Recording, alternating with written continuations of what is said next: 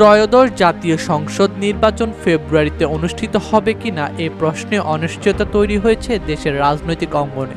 রাজনৈতিক বিশ্লেষক বলেন, অন্তর্বর্তীকালীন সরকারের উপর এবং দেশের বর্তমান আইনশৃঙ্খলা ব্যবস্থার প্রতি আস্থাহীনতা থেকে রাজনৈতিক দলগুলোর মধ্যে এই সংশয় তৈরি হয়েছে। তবে এবার সব ধরনের সংশয় কাটিয়ে নির্বাচনের তারিখ ঘোষণা করা হবে বলে জানালেন জাতীয় পার্টির চেয়ারম্যান মোস্তফা কামাল হায়দার। তিনি বলেন, প্রধান উপদেষ্টা জানিয়েছেন তিনি আগামী ৪-৫ দিনের মধ্যে নির্বাচনের তারিখ ঘোষণা করবেন। তিনি আরো বলেন, আগামী জাতীয় সংসদ নির্বাচন নৈরাজ্যের সমাধান করবে।